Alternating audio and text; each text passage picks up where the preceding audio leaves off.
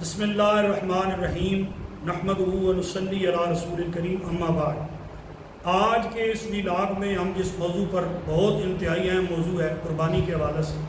کہ قربانی کا گوشت تقسیم کیسے کرنا چاہیے، سنت طریقہ کیا ہے۔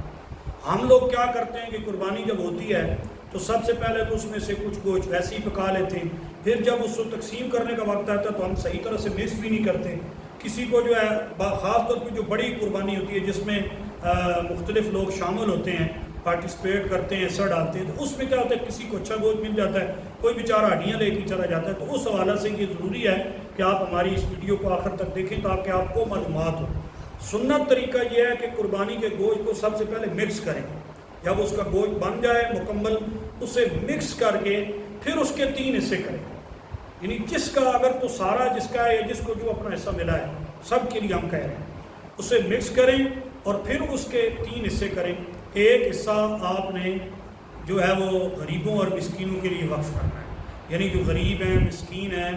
فقراء ہیں، جن کے بچے عید والے دن بھی گوشت جو ہے وہ دیکھ رہے ہوتے ہیں کہ ہم عید والے دن گوشت کھائیں گے، ایسے لوگوں تک آپ نے گوشت پہنچانا ہے۔ دوسرا حصہ آپ کے جو رشتہ دار ہیں، جو اقربا ہیں، قریبی ہیں، خونی رشتے ہیں، اس میں آپ کے دادیال ہیں، ننیال ہیں، سسرال ہیں، جتنے بھی رشتے ہیں، ماں کی طرف سے ہیں، باپ کی طرف سے ہیں،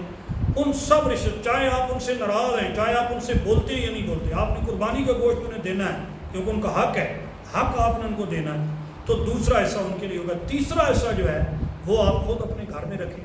اور اس کو آپ چاہے تو پکا کے کھائیں، چاہے تو اسے آپ جتنے دن بھی استعمال کریں تو آپ رکھ سکتے ہیں۔ اب پھر ذہن میں سوال یہ پیدا ہوتا ہے کہ کیا قربانی کا سارا گوشت بھی بندہ رکھ سکتا ہے؟ تو رکھ سکتا ہے، لیکن وہ اس صورت میں کہ جب فقیر،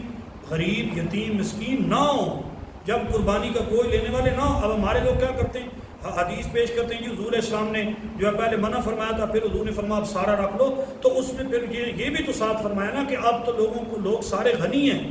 یغنیکم اللہ من فضلہ ورسولہ، اب تو وہ غنی ہو گئے، سارے صحابہ جو ہیں وہ ماشاءاللہ سے خوشحال ہو گئے ہیں دنیاوی اعتبار سے، تو اس لیے حضور علیہ السلام نے فرمایا کہ اب تم سارا گوشت رکھ لو۔ تو مجھے بتائیں ہمارے ملک میں، ہمارے معاشرے میں کیا سارے خوشحال لوگ رہتے ہیں؟ جہاں ہم رہتے ہیں سارے کیا وہ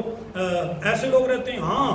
ایک جو چیز ہم غلط کرتے ہیں کہ ہم لوگ چونکہ ہم ہر کام کرتے ہیں رسم کے طور پر، تو جس گھر میں پہلے قربانی ہو اسی گھر میں ہم بھی گوشت دے رہے ہوتے ہیں، تو یہ بالکل غلط ہے۔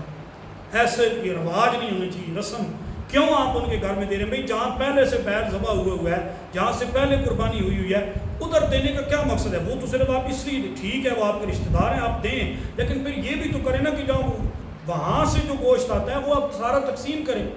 یہ بھی ایسا بھی پھر نہیں کرتے کہ وہ بھی آپ گھر میں رکھ لیتے ہیں اور اپنے گھر سے بھی ان کو دے دیتے ہیں جن کے یہاں پہلے سے گوشت موجود ہے۔ تو میرے بھائیوں اور میری بہنوں اور تمام مسلمان اس بات کا خیال کریں کہ اپنی اس قربانی، جو کہ اللہ قرآن میں فرماتا ہے لَن يَنَالَ اللَّهَ لُحُومُهَا وَلَا دِمَاؤُهَا، کہ اللہ کو نہ تمہارا خون پہنچتا ہے نہ تمہارا گوشت پہنچتا ہے، وَلَٰكِن يَنَالُهُ التَّقْوَىٰ مِنكُمْ، بلکہ جو تمہارے دل میں تقویٰ ہے، اللہ کا خوف ہے، وہ پہنچتا ہے۔ تو مجھے بتائیں جب یہ دل میں ہمارے خوف ہوگا کہ ہم نے فریج بھرنے ہیں، ہم نے فریزر بھر دینے اور 3 مہینے 4 مہینے پھر وہ قربانی کا گوشت کھاتے رہنا ہے اور اپنے پڑوسیوں کو، اپنے رشتہ داروں کو نہیں دینا، تو پھر اللہ کو ایسی قربانی کی کوئی ضرورت نہیں ہے۔ اس لیے گزارش ہے کہ زیادہ سے زیادہ جو ہے آپ گوشت تقسیم کریں اور اپنے گھر میں بھی اپنے گھر والوں کو بھی کھلائیں۔ اللہ ہمیں عمل کی توفیق